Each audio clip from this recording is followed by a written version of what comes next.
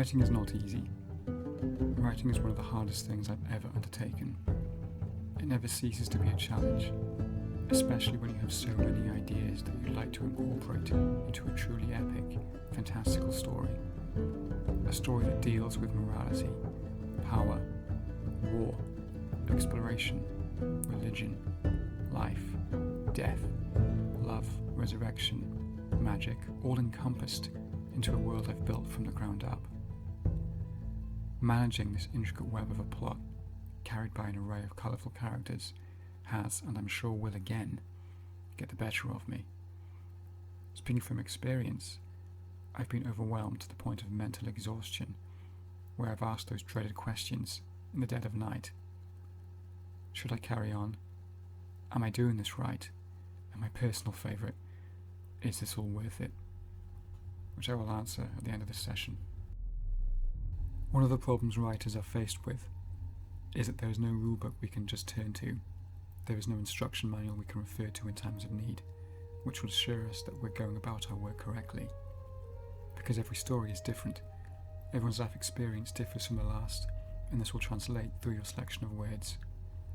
Is there help for those who need it? Yes. Are there people out there who can assist and guide us? Absolutely. But writing gives you the chance to adapt your experience or capture your vision onto that ominous blank page. And it comes best, in my opinion, when you're working alone, free from the noise of the day and equipped with that wonderful thing everyone is aware of but seldom possess, and that is passion for one's work. Whether or not you know how to write, this does not matter, at least not in the beginning, because your focus, your drive will be to finish, to get the work down. It won't allow you to quit or publish anything until the work is the best it can be. You'll always find yourself returning to it even after promising yourself not to, just to make sure it is at its finest. Everyone has their own way of doing things, but like with any profession, there are wise and poor choices with where you decide to take your story. It's very easy to get derailed during the writing phase, although I will go as far to say that derailing isn't always a bad thing. Going off the straight and narrow can turn a mediocre story into a great one. And as the writer, the one who is in charge, you have to do it with a sober mind and listen to your intuition every step of the way. Ignoring this little voice until it becomes a shout can sometimes stunt your progression and send you back some chapters ago. Like a game of snakes and ladders, but time is the penalty when falling down the ladder. The one certainty you can cling to, however, is that once you've established yourself, once you are confident and are sure that this is the path you cannot live without, you'll be granted moments of clarity at your darkest times. You'll know you are doing what you are supposed to be doing, and nothing will deter you from it. Even when you fall and lose days, if not weeks of work, given time it won't matter, because you'll always find yourself back to the drawing board. I knew very early on when I decided to make a visual spectacle of Rise, it would be a bad idea to overcomplicate things. I knew I had to keep the cast very small. Everything you'd see on screen, I'd have to either make or pay for. As much as I would have liked to introduce some of my main characters, as much as I would have liked to go to a grand scale, I knew that certain limitations would dictate to me what I could and could not present. Had I introduced my main cast, if I had gone down that route, doing them justice in a 3 to 4 minute trailer on this scale, at this simple level, would not have done them any justice. Instead, it would have been a disservice to them. Sure, seeing them would have been a treat, but I'd rather see them captured on film as realised in the books, instead of appearing as a cheap, second-hand knockoff. I respect my characters too much to degrade them. They deserve so much more. So, I made the choice to keep the crew very small, to not spread my resources thinly across a collection of characters, but instead focus my attention on the minimum, where they would look stunning and where they would be done justice through a well-written screenplay, which went through a number of drafts. Typically, it was changed when I was building the costumes. Smile, Chris. That one's on the other way, isn't it? Yeah. Ooh, shiny, shiny. Realising my limitations, or, upon visiting the locations, locations that had to be scouted out and chosen carefully following the descriptions. Not only do they have to look wild and untouched, but they also had to be accessible, because there is the transportation of people, props, and expensive equipment to consider. Problems do arise at every given moment, problems which could be sorted had you a greater budget or more time. It constrains the creative process, but as a byproduct, these constraints enable you to be more creative with what you have in the process. When it came to writing the screenplay, it did not just happen overnight. The original trailer was a lot shorter and simpler, and I wrote it not long after my last trailer for Rise was released, which was about a year ago. You'd see a lone knight in full armour walking down a corridor of stone. He'd unsheath his sword and drag its end up next to the jagged stone wall as the music intensified. He would approach a corner bathed in sinister red light. He steps into the light, closes his visor, and walks into it off screen, where it then cuts to black. That would have been it. That was the initial idea. But like with anything, the more you think on things, the more work you put in, the stronger it becomes, and the idea eventually grew into what you've just seen. When I had it written, I began thinking of where to find stone corridors. Castles or old ruins immediately came to mind, but there was no way in hell that they let me film after hours inside a castle. But this did not stop me from asking. Every castle in the UK I phoned said no, or simply did not respond to my messages. It was red tape after red tape, rejection after rejection.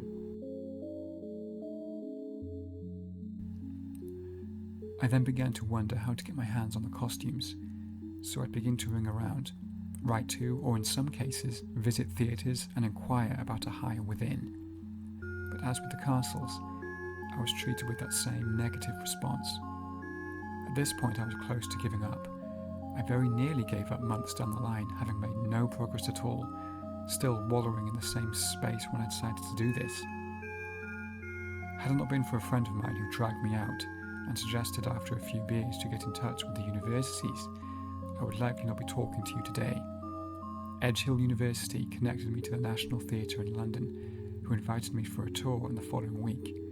I attended the tour, had a look around, and suddenly I realised I had my costumes taken care of. Finally I had something to work with. At long last I had made progress. Although there was still an awful lot to be done, I still had an enormous amount to be getting on with. I had the costumes covered. That gave me a taste of victory.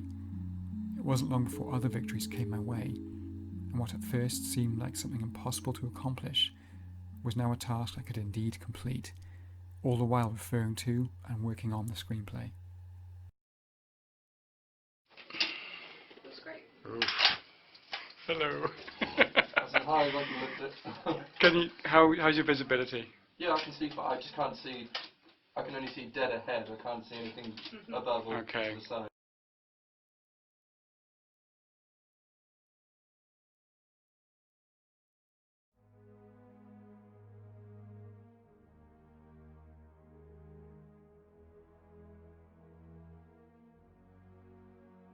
I think the best way to talk about episode 2, Rise of the Black Doves, is to contrast it with the book that came before. Episode 1, The Utopian Dream, was the first instalment of the series, an introduction, a book married to the themes of purpose and change. At its centre is the strive for perfection, the search for that balanced society which can apparently be achieved through religion. At its heart, that is what the Utopian Dream is about, and as the title suggests, it is just a dream, an idea, if you will, that can never be accomplished, especially with human beings at the helm of Equus, who are riddled with flaws and imperfections. Episode 1 details Equus's history, explains some of the lore, focuses mainly on the human aspects, explores some of their cultures from the cold climates to the warm ones, and lightly delves into the political and religious struggles they have with neighbouring countries. We follow two protagonists, a young and dedicated Starcaller, Isabel Verano, and a rookie yet overconfident general, Nathaniel Prusian. Both are of the same age, set upon very different paths when their world is slowly torn apart. Their differences are notable, highlighted when their enemies are on their doorsteps. Isabel, being the more spiritual, deals with her obstacles with the power of her words, and navigates her options using the human systems her people have created. As a last resort, she'll become devious and assimilate that of a rogue. Rarely will she turn to her glyph. As a Starcaller, her power is unmatched. While Nathaniel is the greatest swordsman ever to exist, never has he been defeated once a sword is in his hand, and which becomes his source of confidence. He is more strategic than Isabel, man who commands armies. Next to him are his council, his small group of varied soldiers that will assist carrying out his orders and fight alongside him against any enemy. Yes, both protagonists indeed have very different ways of rectifying the issues and threats that arise against them, but nevertheless, their stories and goals are entwined. The colour palette I chose for the Utopian Dream was a deep blue. The reason for doing so is as follows. Blue is often associated with tranquility, stability, and calmness. Anyone who has read my first book will know that Volume 1 embodies these nouns. As the story progresses in Volumes 2 and 3, things do inevitably change, but blue from my understanding reflects piety, religious devotion, or as read from the dictionary, a reverence for God or devout fulfillment of religious obligations. I feel that this definition, this colour, sums up the book and Isabel's character rather well, up until the point where she decides to save her people rather than to protect her faith, an irreversible moment that changes her path and the Starcaller rule forever. It also explains why she wears blue more than any other colour. Episode 2's theme revolves around betrayal, and its colour palette is red, red symbolising such things like malice, rage, anger and wrath, in total opposition to the blue. I do enjoy the contrast. In the sequel, which will be volumes 4, 5 and 6, you do not follow just 2 protagonists this time, but 6, and bear in mind that the Starcaller story I'm about to describe is just one of these paths you read through. The book starts right where you left off. The very first chapter concludes the Covenant War. Readers are thrown right back into the thick of it, into a pretty intense battle where some very bloody, vicious fights take place. The survivors assess the situation when it's over, and without spoiling too much, one character isn't exactly honest with the turn of events, and returns home regardless, making the classic mistake of underestimating his enemies. From this point, there is a time leap of 20 years. It's now the year 1532, and much has changed in the world of Equus, especially in the country of Condathia and its capital, Zyandel City, where most of our protagonists are from. Zyandel has experienced an industrial revolution. This was suggested in episode 1. All those ideas, all those incomplete wonders that were merely talked about, are now either completed or are in the late stages of their fruition. The age of swords and shields still reigns supreme, but a new age is on the horizon, one that relies more on engines, gunpowder and steam. Instead of faith and magic, the culture is shifting. Starcallers are shield maidens of the faith Styrilia, a religion that was responsible for bringing peace to an age of tribes, and really does set Condathia apart from other countries. With Styrilia comes an almighty celestial power that's understood, controlled, and wielded by a Starcaller, also known as a Chosen. At her side is an Eldor, who behaves in the same way a steward would. He takes on some of the hefty responsibilities of leadership, shares the burden so to speak, allowing the Starcaller to spread the faith and to unlock more of the mysteries of Styrilia. He also advises and teaches the Starcaller from an early age, becoming a father, or in Isabel's case, a grandfather figure. His line typically bound by blood, but if willing, he can choose to bypass this should the need arise, and select another who is more qualified for the role. The Starcaller line is more complicated, not bound by blood, but by the spirit, an ethereal tether you'll come to know in later installments as a kindred. This way of ruling has been the case for hundreds of years, and it has worked, until Isabel became the girl who broke the cycle. Because of her actions at the end of the Utopian Dream, Condathia and its people were left without a Starcaller, which only caused unrest, so the priesthood set out on a long pilgrimage to replace Isabel instead of letting things fall naturally as history has taught them. In their hurry, they didn't only return with one candidate, but found 7 over the course of this endeavour. These girls, pulled from their homes and families, promised the position of Chosen, suddenly found themselves at the gates of Zyandel to sit beside the Eldor in the Magus Spire, but only one of them could rise to the challenge, so they set out to prove themselves worthy. The girls Isolde, Alessa, Donna, Amanda, Kina, Kana and Telsey don't stay young for long. Very quickly they adopt training from the most powerful glyph wielders in Equus and do what all stockholders do, and that is surpass their mentors and all others when it comes to utilising this incredible magic, which they call a blessing. The problem arises when they all come of age and still no one is clear on who should take power. Things get even more tense when Isolde Pistol Beatrix, the eldest and what would appear to be the favourite of the seven, goes missing. This is when Alessa Antelis Colden steps in and is tasked to find her. She accepts. By the end of Act 1, she has assembled the other Starcallers to assist her in her journey, embracing the core belief of Sterilia, which is of course unity. What they don't realise is that there is someone out there who seeks to undo them. They are not prepared for what's coming. I don't think anyone is, and that doesn't just go for the Starcallers. They may be the first to engage with this foe, but everyone in this story is going to bear the brunt of the chaos that follows. As mentioned, the Starcallers are not the only class to have a stake in the overall plot of the book. Everything is connected, everything has meaning and reason for being in the story. Although I have just described very briefly the central storyline, it would not be complete without the others. Nyarlathotep was one such other protagonist. She's a young politician and wonderful glyph wielder who was tasked to unravel the mysterious death of one of her mentors and to find a diplomatic solution to calm the unrest between two rival factions in the city. Engaged to a very wealthy, ambitious architect and being of high status herself, Nyarlathotep is a very strict, intense woman who does as much as she can by the book, wanting to do things the proper way, following the rules and regulations created to ensure justice. It isn't long into Volume 4 where she learns, as Isabel did in Dream, that the systems in place can often become barriers, and this tempts her to go against her country's code, jeopardising her career. Along her journey, you see her struggling with maintaining close friendships and the relationship she has with the people, the same people who gave her her position as High Councillor Charity. Another is Denzel Swade, a mastermind gifted with the ability to learn at extraordinary rates. There are very few things he cannot figure out. In fact, those are the things which make him interesting in my opinion, the most comedic of which is his confusion with his lefts and rights, and his unique way of dealing with the opposite sex. He's a great mathematician, a cultured speaker, a student of history, philosophy, and astrology. Rise of the Black Doves tests the areas of his intelligence where he struggles, challenging those big questions and mysteries that boggle even our best and brightest. The unravelling of the unknown and the uncharted resonates through his journey, leading him to ancient burial sites and forbidden labs of the haunted intellects. Denzel also is conducting an experiment, a study on the behaviours of people. He is attempting to further his understanding of the brain and hopes to increase his ability to predict what someone will do before they do it. For me, this is proving extremely difficult.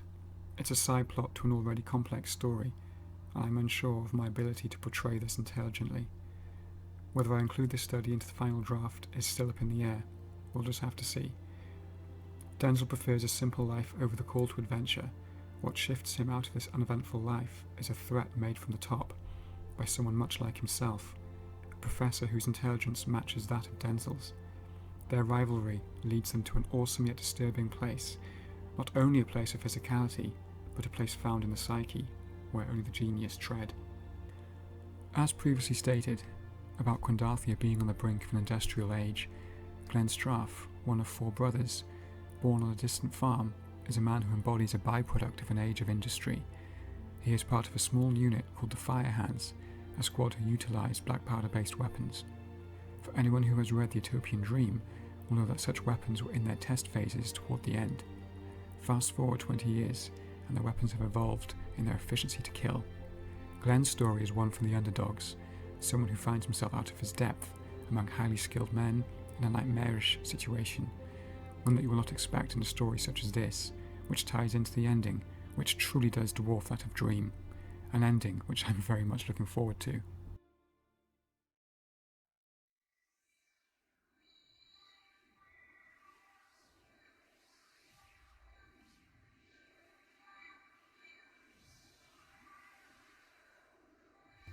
I knew where I wanted to film early on. I knew that Scotland would be the perfect place to capture that sort of wild, ethereal look. I've been there before, and I've always wanted to go back. The only real issue was of course the distance. I kept telling myself that if we had a week to film, travelling would only take up a small percentage of that time. I fooled myself into thinking that this would not become a problem, but it only grew and grew. Unfortunately, as I made progress with hiring and buying the equipment, building the costumes piece by piece, and finding the right people for the job, I still wasn't making any headway with the locations. Not only do you need to accommodate your crew nearby, but it has to be safe to walk to and to set up at your desired location. So I came back to reality, held off on the research in Scotland, and reassessed. I had once again hit a brick wall. After so much hard work, I found myself sulking at a bar at 1 a.m, unloading all my problems onto a stranger who spoke with an Australian accent but had lived in Wales. It wasn't until the wander home when I thought, why not Wales? After all, it is much closer. I am familiar with it. There are people there who know me well and would happily help if I simply asked. And within a week after making the switch, I had a number of people sending me photographs of potential places that they thought would look awesome on film. One of the main places we filmed in was Lamphey Ruins. Before we shot anything, however, I toured around several other locations suggested to me. Had myself a mini road trip. But this area was perfect geographically and fit the scene. It worked so well that I rewrote some of the screenplay after seeing Underground Tunnel. When exploring such a great location, it was impossible to hold off the creative flow. I just kind of went with it when I was rewriting.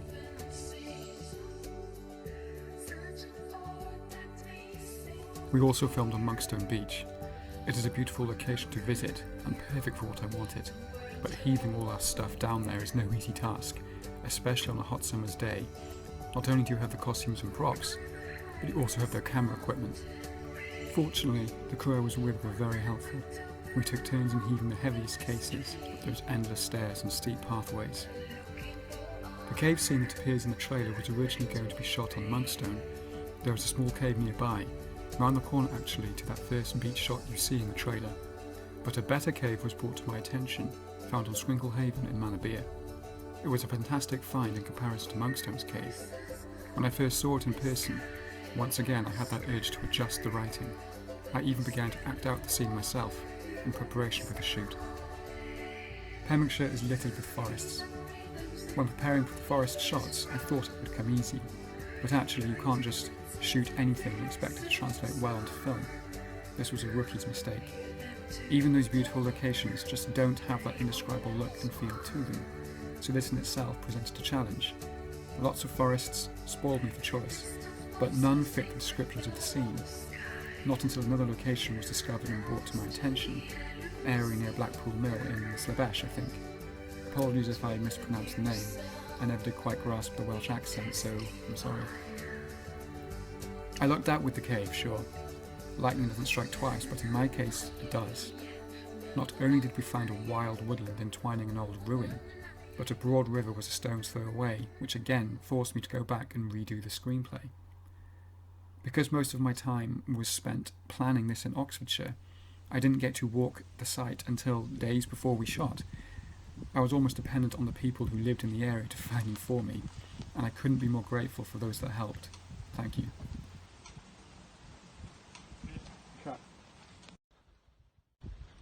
Honestly, some of these locations, just amazing. There's Duncan. Just missed him. But yeah, look at this. I can see why people come to Wales. This is very Dragonstone-esque, Game of Thronesy. Oh, you see? You never know what you're going to find. That's been there for thousands of years. Well, probably not thousands, hundreds, but you know, we've been looking for something like this, and bloody good thing we found it. I could wear that for my next shot. Wonderful.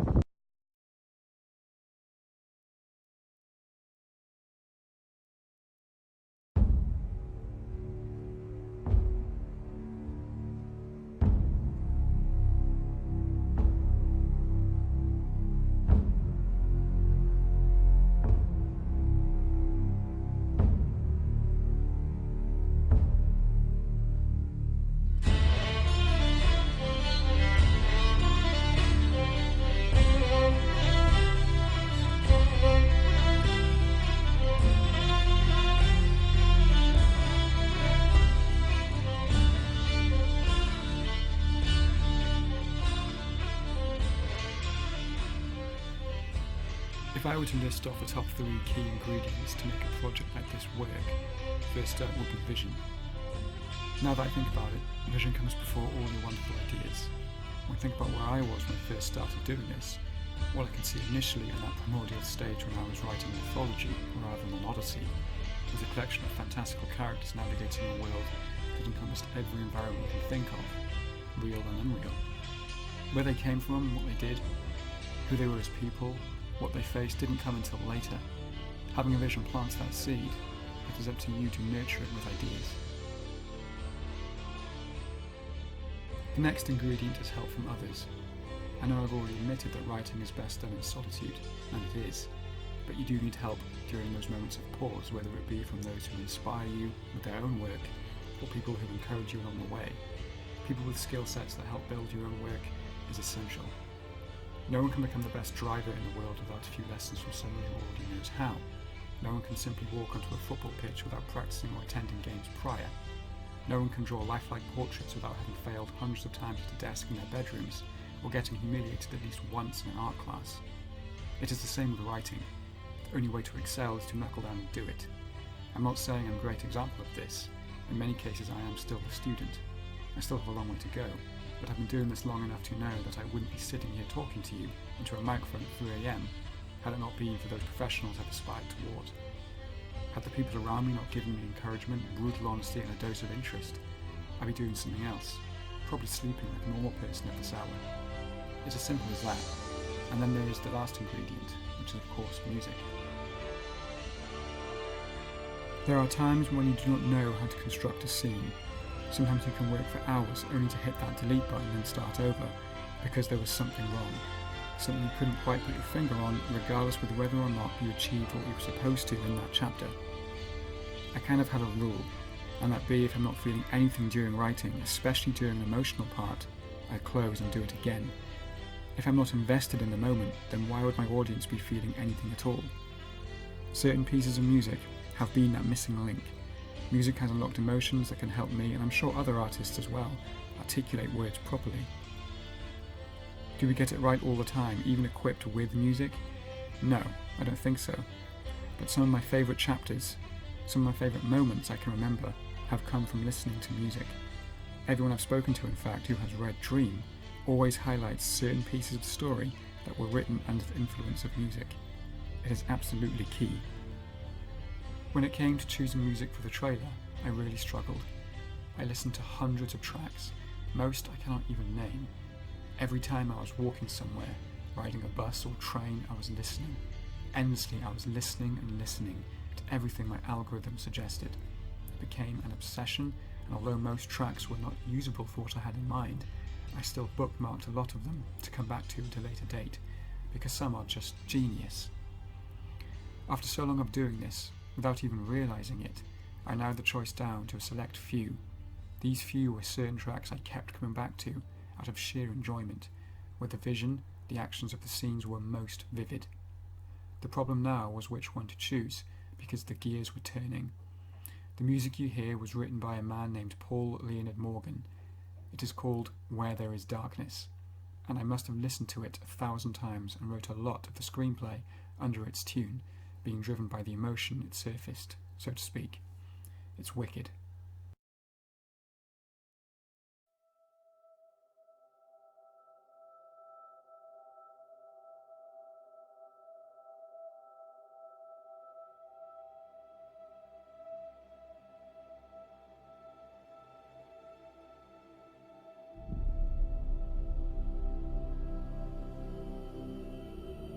I've always wanted to create something different. That's always been at the front of my mind when embarking on this series, to not only write a great collection of books, but I want to push the genre into a new direction, to introduce people to a new world they've not seen before, taking readers on a journey that is enjoyable, captivating, dangerous and unique, something that feels different to anything else out there. One way to do this is to show your audience that no one is immune to death, no one is perfect or infallible, things don't always go according to plan. All the characters have strengths, weaknesses, and are vulnerable in more than one way. Even the incredibly powerful characters have kinks in their armour. If your protagonist has no flaws, if he or she is not capable of failure or is beyond harm, then why would anyone be emotionally invested? Why would anyone truly care? This acted as one of my motivations. I grew tired of seeing the same old thing over and over. I got sick of the villains behaving in remarkably dumb ways, and the heroes always emerging triumphant and living happily ever after. Of course, there must be some victories here and there. You cannot emotionally batter your readers constantly, but all must come about naturally. This is hard to accomplish and can only come around with practice and a lot of patience. The Starcallers are no exception to the rule. We've all seen epic fantasies before. We've all seen knights, rogues, pirates, kings and queens, and such stories will never get old. We'll always be fascinated with them. We'll always find ourselves growing emotionally attached, whether they be dramatizations of history, extremely accurate portrayals, or characters out of fantasies with similar roles. We love these stories. I don't know anyone who isn't interested in a king's or queen's decisions, especially during an uneasy time like war. With the Ancestral Odyssey, there are kings and queens, although few. There are warlords, chieftains, nobles, and military personnel. But the class that really stands out and sets the story aside from all others is the Starcallers. If you take anything away from this series of books upon its completion, I'd hope it would be something to do with the Starcallers. They are the most powerful class thus we know of. I don't want to spoil anything, but they are indeed a force not to be meddled with. They're able to call upon celestial entities at will, can wield glyph like no one else can. They make the most competent wielder, but relatively weak in comparison. They are gifted with foresight that comes to them in fragmented visions, which allows them to see glimpses into the future that affects their behaviours. They are at the forefront of political actions, and more importantly, their goal is to make steps toward the utopia that humanity is striving toward. That is their priority, and they will go to extreme lengths to get there, even if it's against popular opinion. As strong as these women are, as the writer, I'm conscious of avoiding an awful trope I am seeing more and more of these days, the trope of making lead females somewhat masculine. Hollywood in particular has its wires crossed in this regard. They seem to think that in order to make a woman strong, you must imbue them with masculine behaviours. They will often belittle men to convey strength and dominance. I would be fine with this if their negative actions are touched upon during characterization, but they never or rarely are. The writers just think that to make their lead women powerful, they must make men look like idiots. This to me is so wrong. This trope is an insult to femininity, and seeing as Rise has more of a female cast than Dream, I for one want to say that you can be feminine and strong at the same time without the belittling. Having females embrace their femininity and behave more like women and less like men is not at all a weak thing. It is a great thing, and it's this message which is being lost in translation in the media today, a message I want to rectify. In contrast, masculinity is not negative or something to be ashamed of either. It is as important and as valuable as the feminine. The Starcallers recognise this. They, as powerful as they are wise, know that men complement women and women complement men. Both have strengths, weaknesses, and they need one another in order to survive the harsh world. Amanda in one such chapter expresses this. Even though she has been scarred for life by a man, her father, who took away her voice with a knife, still knows that this does not reflect men as a whole, or as a trait of masculinity itself. Donna too expresses this during the reveal of her backstory, which involves a bully who happens to be a boy. She understands the biological differences between the sexes better than anyone, and knows that they are both strong and greatly flawed all the same.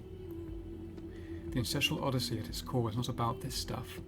It is an epic fantasy with so much more to say than to explore the differences between men and women. They are interesting talking points for sure, but by no means does this narrative dominate the events that unfold. The last thing I'm going to do is flood the literature with my own personal viewpoints and end up alienating half my audience in the process. If I did that, then I'd be no different than the writers who do it in Hollywood. With that said, I will approach this subject in my own way when it comes around, which won't be that often, I might add. I'll touch on this a little more later on. I have a segment set aside for it. For now, back to my Starcallers.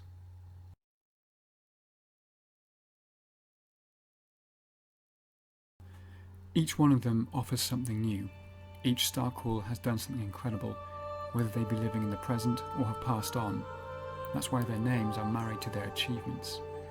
For example, if we flick back and look at history, Stella Verl XVII, for example, born in 1234 and died in 1280, was also known as the White Robe, embarking on the Mayanite healing. You have Melissa Nightsky IX, the illusionist, who was able to turn night into day using a solar flare cast. There was also River Lai V, the artist, who perfected the skin burn technique. For those of you who've read The Utopian Dream, you may remember what this is. There's Thespian Kayla the 21st, Lulus's voice, Ashley Hocus, the Wolf Maiden. The list is 30 characters long, and stretches through Equus's third age, but the most prominent was the first, Regina Cora, the saviour, the one who set all of this in motion, the one all Stark-Ghouls aspire to be, the one with purple irises. So far, we've only been with Isabel Verno. She was the Stark-Ghoul we followed through Dream, and again, without spoiling anything, by the end of the book, she is no longer in power, and others step in to take her position. In Rise, I finally have the chance to have more than one Starcaller on the page. It was a challenge to write, but I managed it with some serious thought without compromising the plot. But this has never happened in the story before, so it is an absolute pleasure to write in a multitude of Starcallers. The relationships between them, between Alessa's rivalry with Telsey, the chemistry Kina and Kana, the twins, share, Donna's fiery attitude, Amanda's withdrawn yet silent nature, they all gel, but at times they're at odds, and this you'll find is the case with many people in power. The little differences can often create the biggest divisions. Upon Isolde's disappearance at the beginning of Rise, Alessa assumes the leadership role. She's a multivariant, meaning she is sufficient at handling all types of glyph power. She's also an experienced horse rider. Hortensia is her steed's name. Donna acts as the muscle of the group. She's a pyromaniac, a type who obviously is more comfortable with wielding fire. She's the one with the shortest temper, the creator of one of the most powerful casts in existence, a cast she calls Little Red, but is later revealed to be an artificial sun that grows until it rips itself apart, becoming a red giant on a smaller scale. Donna bears a brilliant tattoo of a dragonfly that spreads across the entirety of her back. The reason being is detailed in one of my favourite chapters in Rise so far, chapter 21. With Kina and Kana Sarissa, the twins. Kina is nicknamed the Huntress. She was trained by her father, Jack Sarissa, an unsung hero of Dream, who participated in some of the famous battles, but history never mentions him. She can track anything, can read the land, so to speak, as good as a Darkrobe, and is inventive with ice manipulation. Kana is more of the brains of the group. There is a point in the story where they need a new cast in order to further their journey, and Kana, given some time, is able to whip up some pretty effective casts that allow me to tie her backstory in with other creatures and forgotten races, those who source different magics than Glyph. Amanda is the most mysterious. She lost her voice when she was a child, stabbed twice in the chest and neck, but instead of letting this affliction get the better of her, she becomes the one who can communicate in more ways than just her sign language. She's reached another level of clairvoyance, one that others are highly jealous of. Finally, we have Telsey. Bit of an enigma. She is nowhere near as competent as the others. She lacks all the qualities a Stark-Ghoul should possess passively, and has only taken her abilities to a standard level. She has her reasons for not wanting to advance her gifts, and is indeed interested in the powers that be, but focuses her attention on channeling it differently.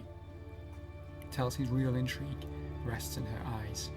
They are of the exact same shade and shape as the first Stark-Ghoul who ever existed hundreds of years ago, Regina Cora.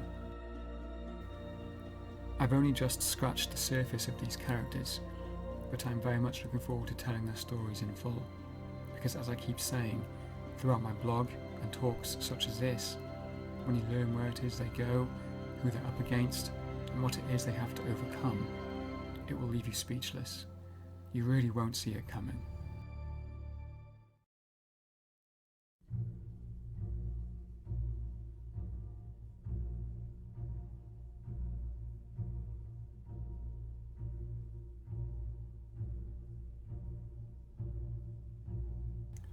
Launching episode 1 for the first time, back in 2016, was a complete and utter mess. I've touched on this several times throughout my blog, described thoroughly in an article titled The Patience Bucket. Everything that could have gone wrong did, and I ended up releasing an unedited digital version of Volume 1. There were some horrendous errors in this first release, and as a result, I pulled it down a couple of weeks after the upload, updated it, and released it a month or two later, only to then redo the process multiple times, because simply put, it wasn't ready. By the time Volume 3 was available for download, which is the final piece of the Utopian Dream, I had just about got it all under control. The hardback was almost done, and the paperback copies were following behind. These editions were not exempt from failure. They too were taken down a great number of times in order to make finer tweaks. Looking back, the launch was a disaster. I made many errors that could have so easily been avoided had I been tutored. I don't kick myself too hard, however.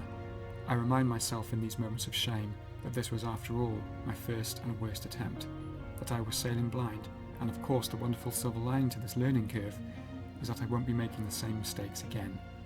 That is all part of the process. I have over 45 articles listed on my blog. Some detail the publishing experience, particularly the Patience Bucket and the Paradise Edition. Not all revolve around my book, but feel free to have a browse if you have an hour to kill.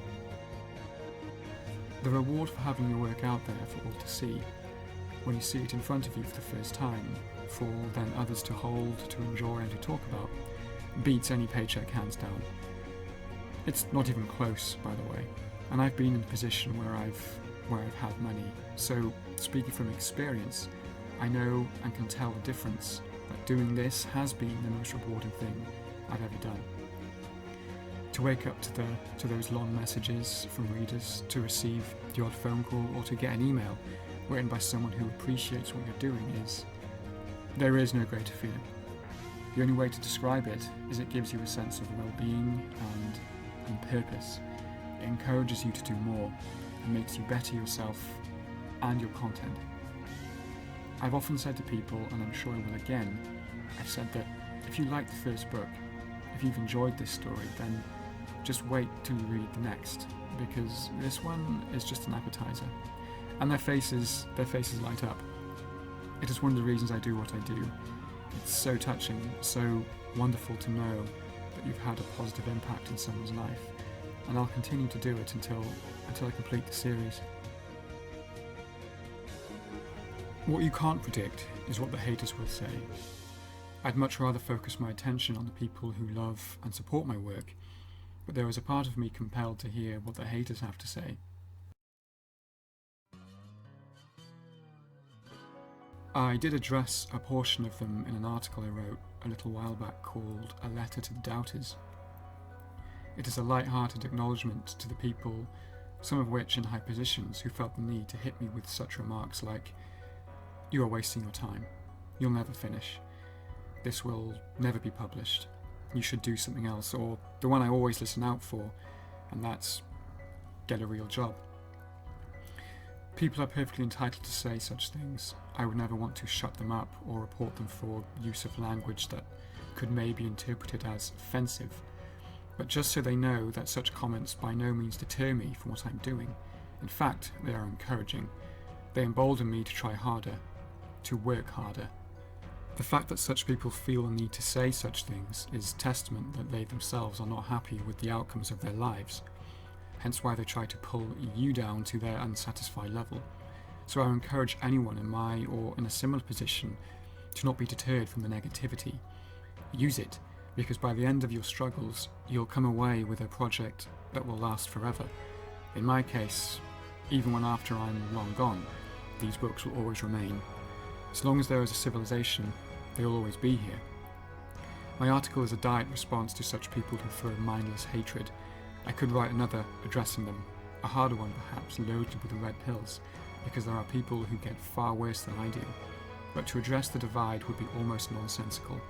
Unless you have an open mind, unless you're driven by a passion or have an appreciation for art, then you will not understand the language I use. With all this said, we live in an era of hypersensitivity. You can't do or say anything nowadays without offending someone. And this is something I've been thinking about for quite a while.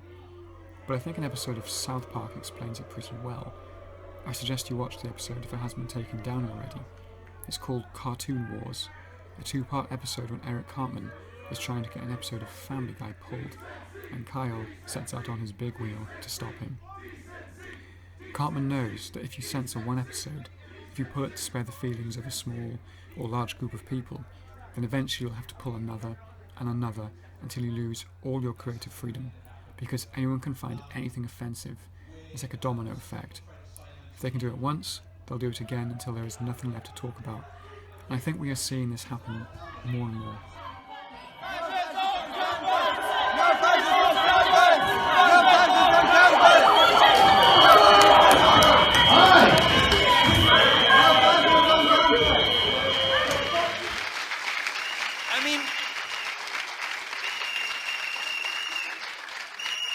I mean, hello, darling. Sir, please, Do you need some sir. help? Sir, Do you please. need some help? Sir, please. We'd like to ask you to please. They don't have to believe it. It's a fucking lie! But There's no such thing as compelled speech! The government cannot tell you what to do!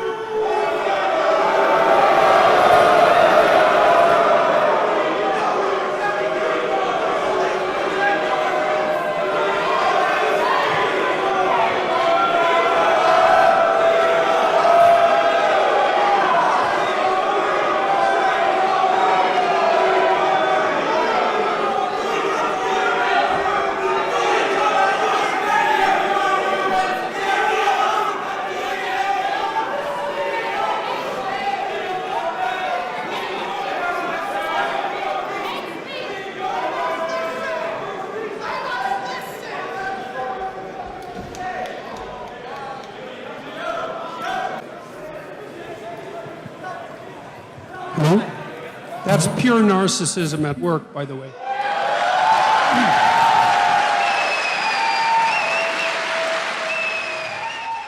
Humour especially is at risk for censorship these days, and it is sad when you see people being attacked or investigated over for jokes or comedy sketches, some of which made years ago. You simply cannot cater to the feelings of billions of people, so my advice for all you creatives is this: put what you have out there, expect some good with some bad feedback. In my case it's been 99% good, but tell your story, say your piece, stand by it, and get ready to defend it. Get ready to fight for it, and do so without any apology. This is your baby after all. Why would you not want to do these things? The people that complain and take offence do not have to indulge. No one is forcing them. They have a right to an opinion, of course, but I often respond with, "Oh, you think you can do what I do better? Okay, carry on. Let's see what you got." Usually that does the trick. Usually that shuts them up. It's not my intention to hurt anyone's feelings. I don't set out to offend people, I want to make that clear. I set out to entertain you, to tell the best story I can. That's my job when all is said and done. I know some will regard my work as trash. It's a bitter pill to swallow, but it's just a reality you have to come to terms with. Not everyone will like it. I'm happy to hear the reasons as to why you didn't like it. Maybe I could sway you with the next one. But things do get heated when some take things one step further. This is where I do lose my patience, and I consider myself to be an extremely patient person. But with the rise of this politically correct brigade, or those who champion identity politics, I have very little time for. These are the people who claim to be tolerant. As long as you agree with them on everything, then they are indeed very tolerant. But that well runs dry quickly the moment you disagree. Then you see their true colours, and the lunacy begins. Criticise me and other people's work all you want. Let's have that conversation. I welcome it, in fact. But don't you dare tell me what I should and should not write about. Don't go setting my boundaries. Any writer with a spine goes wherever the story takes him or her. And when I review my own guideline, I see it taking me to some very dark places. Places that are indeed uncomfortable to explore. But that is the point of art. If you can't explore these places here, then you can't explore them at all. And like it or not, human beings are not made of sunshine and rainbows. We are all complex individuals with great swathes of opinions and ideas, some of which are controversial. I'll write whatever I want to write about, and the moment you even suggest I start including characters to represent every group, or worse, ask me to change the ethnicity or sexuality of pre-existing characters to fit a political quota, is a game I simply will not play. It wasn't long ago, in fact, that Microsoft Word was bringing out an app or a tool of some kind that assists your writing. Let me repeat, that assists your writing to be more PC. This is optional as far as I can tell, but the fact that we are even talking about censoring language in 2019 is nonsense. Don't waste my time with this garbage. The Utopian Dream was just the start. If you find it offensive, don't read it, because that is nothing in comparison to what is coming. I created this series a very long time ago, before the world went mad, and I will see it through to its end. There are plenty of characters to get behind, but if your only way to relate to them is through their skin colour, whether they are male or female, or what their sexual preference is, let me remind you that this is all made up. If you take issue with such things, then that is a problem I wish you all the best in resolving, because there is more to one's character than arbitrary things like sex and race. We've gotten to the point now where this is actually a talking point. People care more about these reasons than what really matters, like the story, the protagonist's struggles, what they're up against, where they will go, and what will happen. I've said it before and I'll say it again. I will not bend the knee to these people who embrace this far leftist ideology. I will not change the story to fit a quota that is impossible to achieve when you take into consideration the feelings of everyone. If you don't like what I'm doing, what I have done, either tell me why like an adult or simply stop following me. Engage in discussion or leave me a message, and I'll get back to you when I can. Tell me what I can do to improve. I want you to know that it's okay to disagree. I welcome constructive criticism. I use it as a strength. But don't attempt to lure my work over to go along with an agenda, because you'll lose. And so you should, because it is the definition of insanity.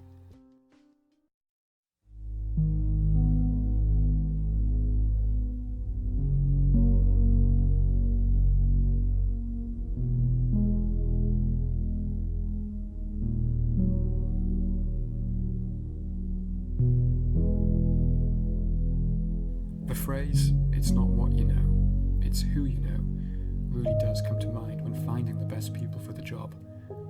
I could not have done this without the help of others. It's that simple. But just because you happen to know someone who has a skill you're after, does not mean he or she is a worthy candidate. All of this is a process, a project in itself.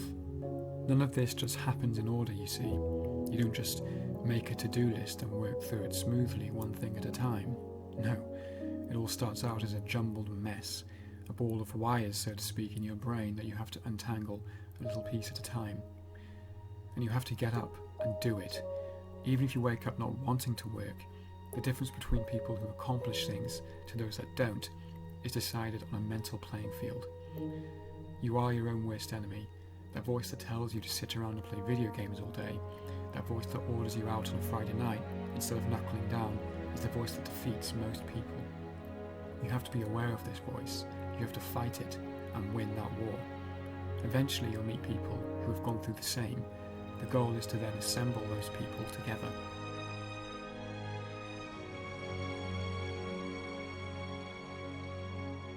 Before Chris, I had someone else in mind, someone who also had theatre experience and had the idea run past him in a lengthy email.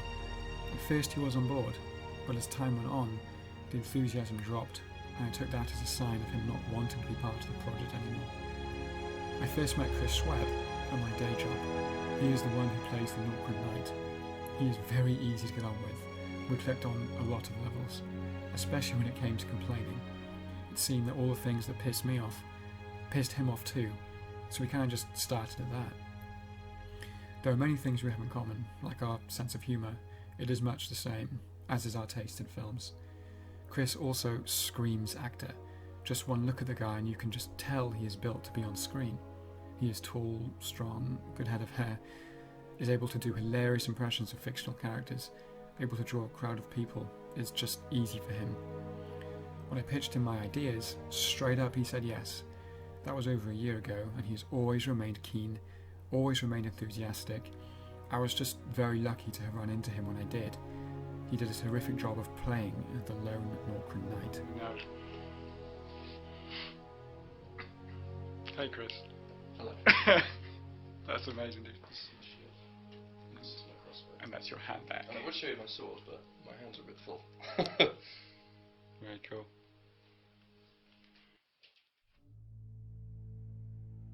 Finding someone to play Sephi was a little harder. Sephi is a prominent role in the series of books, a character who has been evolving in my head for about a decade now. While Chris is portraying a knight, a soldier of the Norcran army, where there are many like him, Sephi is one of the mains, and for a while I thought I'd found someone suggested by another who fit the role. But she unfortunately rejected it due to time constraints. She dropped out as I was walking with Chris to the National Theatre for a costume fit. Chris asked what was wrong, and I said, "We just lost our Sephi." And Chris replied, "I may know someone who can replace her." After I described Sephi's look and build, later that evening when I was returning home from London, I got a text from Chris, and that was how Holly got involved, and we quickly got in touch. Not only did she have the look, the eyes, the posture, and that fierce face, but she asked all the right questions. She maintained communication and wanted to give this performance, however brief, her all, and that is, at the end of the day, a dream come true. Not only that, but Holly's delight both on and off set. Right from the start, when she first pulled into the driveway, I knew that the next few days were going to be a lot of fun. So what are you doing now, Duncan? What's going on? Just spent like 10 minutes explaining to Chris. We're trying to attach a shield to Chris's back because he's overloaded with stuff. Aren't you, Chris? Can someone stick it through my... Manager help holes. I'm on it. I'm coming.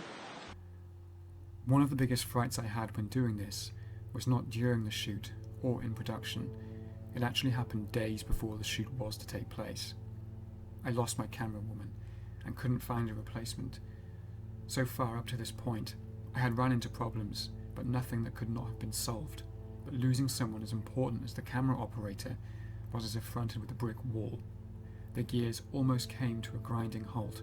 I was in the process of rescheduling while in a cafe letting my coffee go cold as I was writing my apologies to everyone involved, and I was seconds, literally seconds away from hitting that send button until lightning struck for the third time. James shot me a message, and after a brief description of what I was doing, he offered to help, and I could not be more thankful. He saved this project. Had it not been for him, then they would have had to postpone, which would have offset the crew, and who knows how long it would have been before I found my feet. James took control of the camera equipment and did a terrific job. Such a fun guy to work with, full of ideas, full of enthusiasm, and when the time comes to do this again, I will be calling him, for sure. Oliver Richards is my lead editor. I've worked with him on pretty much every project since I started marketing this series back in 2016. He is one of those guys who has to endure my page-long emails and overly descriptive messages. Not only is he able to capture them, but can at times include some of his own creativity that gives them a little extra punch, things I would not have even considered. For someone in my position, I'm extremely lucky to work with someone like Oliver, who understands the creative process, a process which cannot be learned from, say, reading a textbook or staring at a whiteboard for so many hours. It's something you need to make time for, something you need to practice with and nurture, and this applies to whatever creative profession you work in. Oliver is aware of this.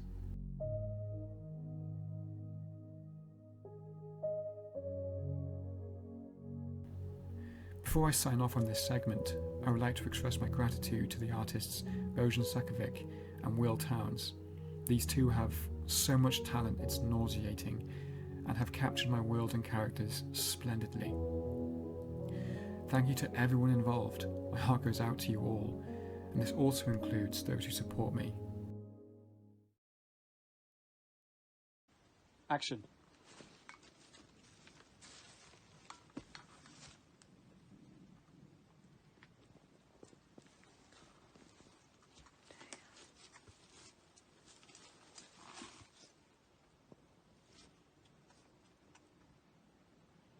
Cut.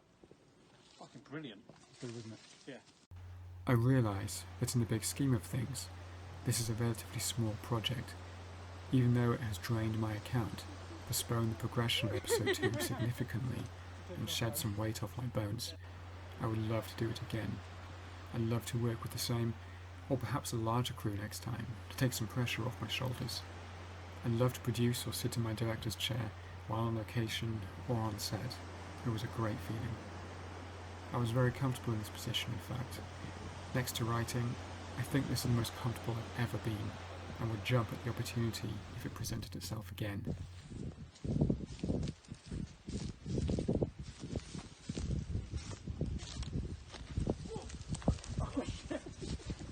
Man down!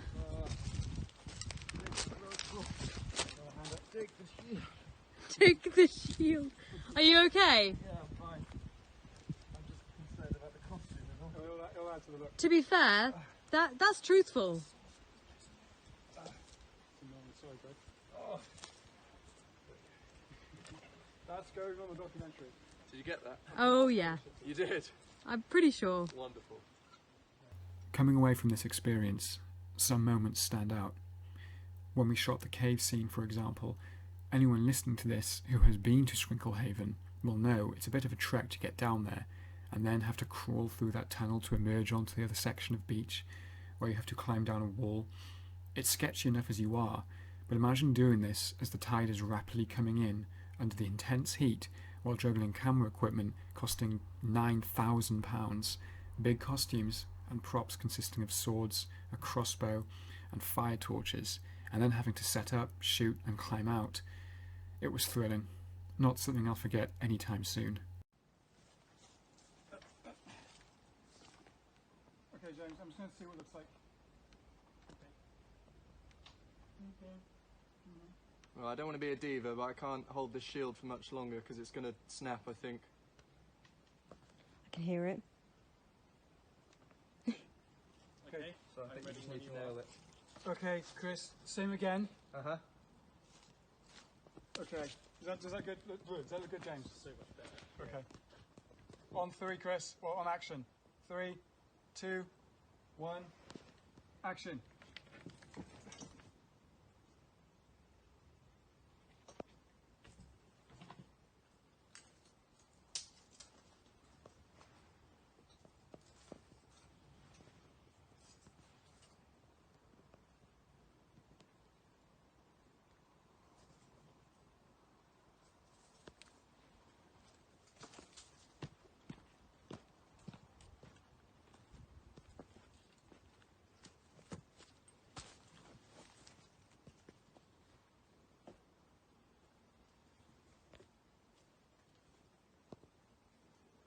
And cut.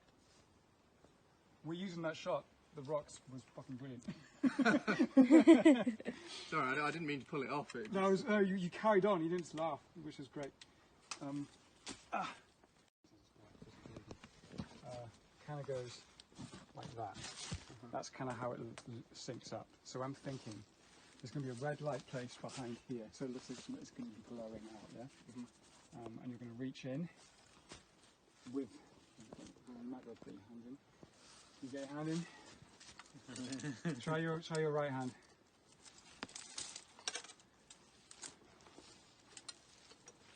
There you can. And you pull this out. And as you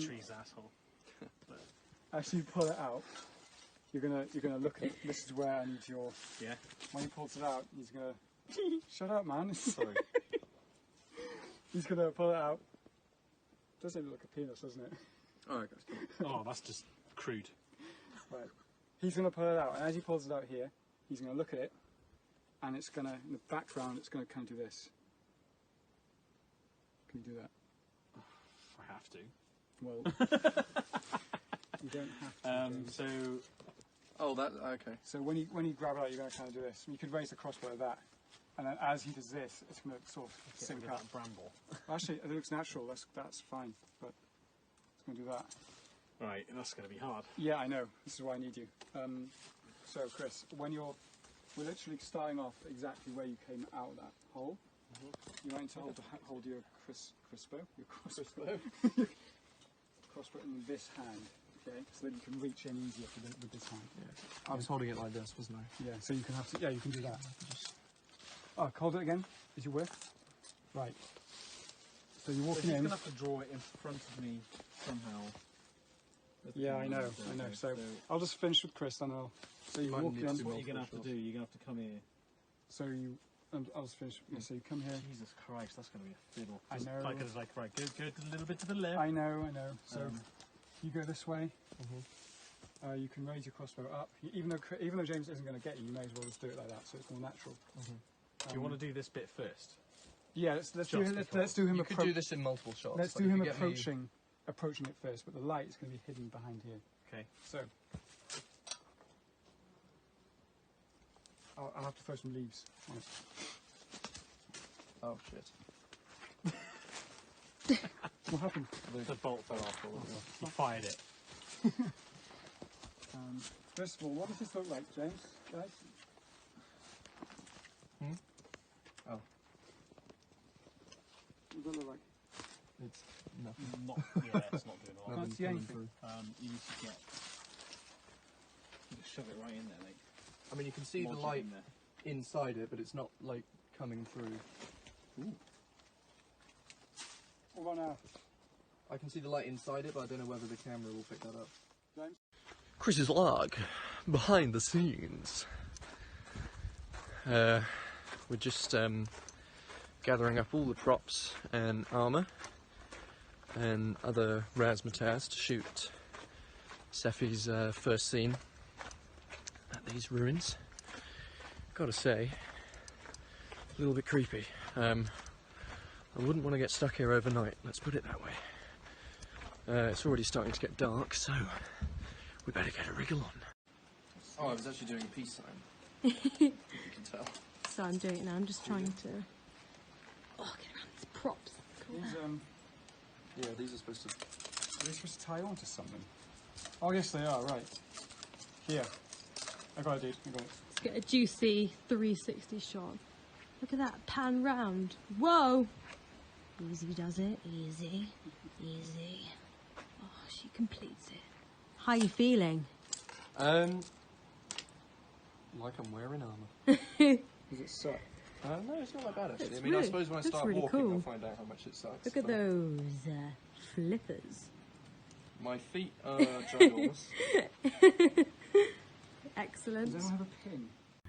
There was a moment of great anticipation when the last session of filming rolled around. We had in fact just come back from shooting in the cave, and today was the day Holly was suiting up for the final act, getting on the costume in full for the first time. I remember waiting in the lounge, waiting for Seffi, the main villain of Rise, to just walk through the door. And then she did, and I was absolutely stunned. I always thought I'd be meeting Isabel first, or Nathaniel, but as it turns out, it was Seffi. It was awe-inspiring to see all that hard work over the last year just pay off. I'd do this again in a heartbeat. Bring on episode 3, Seeds of War. Get a shot of my back, because of course it doesn't entirely fit. We won't be seeing the back. It will all be here. Nut. But we can take this off now.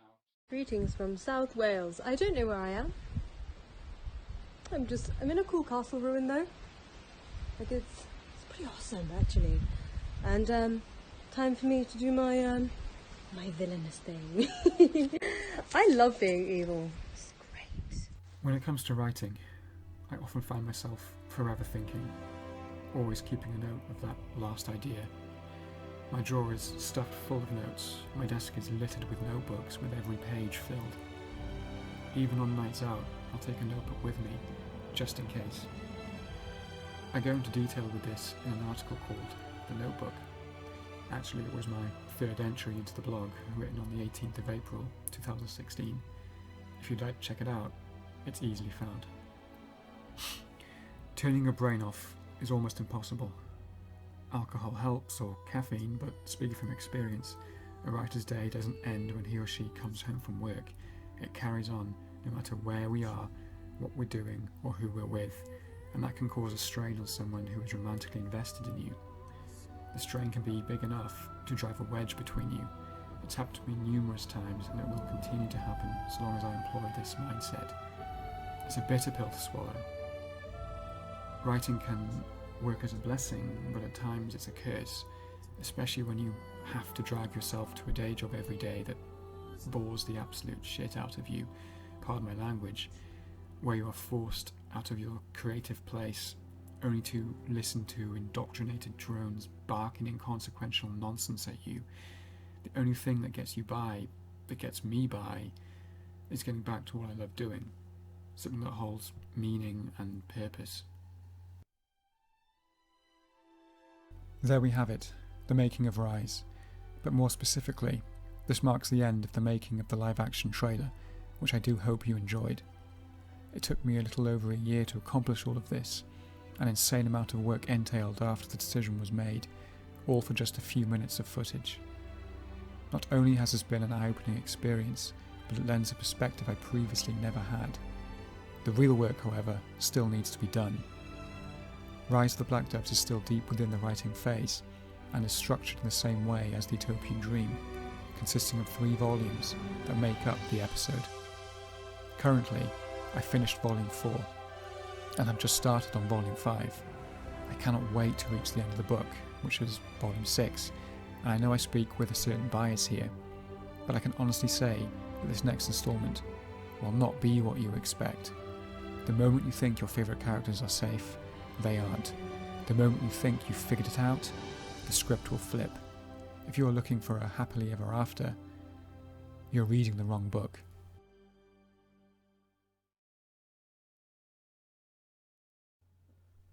I only shared with you a fraction of what this series is about. Only a small number of the characters were mentioned, and I grazed over their history without even talking about the mythorigins. The Utopian Dream is a project I'm very proud of, but Rise of the Black Doves raises the stakes, taking this series to a whole other level. So in summary, answering the question I posed at the beginning, with whether this is all worth it, my answer is most certainly yes.